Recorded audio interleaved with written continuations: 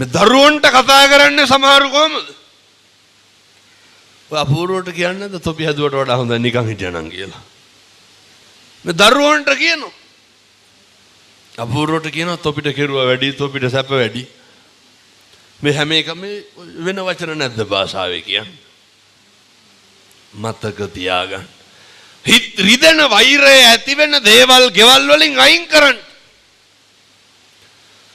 මේවා පින්නතුනේ ඉතින් මේ අද ඉඳන් පුරුදු වෙන්න ඕන ගිහිල්ලා හොඳේ. දරුවෝ දෙමව්පියොන්ට කතා කරන එකේ ඉඳන් දෙමව්පියෝ දරුවොන්ට කතා කරන එකේ ඉඳන් මේවා මේ වෙනස් කරගන්න. ගෙවල් වල හරි ආදරෙන් ඉන්න ඕනේ. ගෙවල් වල හරි සමගියෙන් ඉන්න ඕනේ. පින්නතුනේ මේ ගෙවල් වල හරි එකට එකමුතුව ඉන්න ඕනේ. ඔය සමහර ඔය කොල්ලෝ ඉන්නවනේ ගෙදර එනකොට රාය 11 පහු වෙනවනේ කොහොමත් තැන් වල ගිහිල්ලා එනකොට. කවදාවත් ඔය බොහොම පොඩි කාලයයි තියෙන්නේ. ඔය තරුණකම බොහොම කෙටි කාලයයි. අම්මට තාත්තට දරුවෝ සනසන්න නලවන්න තියෙන්නේ බොහොම පුංචි කාලයයි. දරුවෝ මතක තියාගන්න ඕනේ දෙමව්පියොත් එක්ක ඉන්න තියෙන්නේ පොඩි කාලයයි.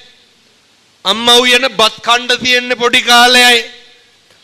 ජීවිතේ පුංචි කාලයයි තියෙන්නේ පින්නතුනි මේ හැම එකක්ම කරන්න. ඒ පුංචි කාලය තුල ඕවා විනාශ කරගන්න එපා.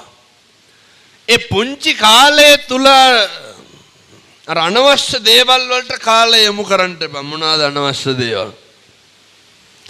මම මේක කියන්නේ තාත්තලාට ඔය සමහර තාත්තලා වැඩ ඇරිලා එනවයි ලෑස්ති වෙනවා යාපහු යනවයි දෙක තුන මේකයි.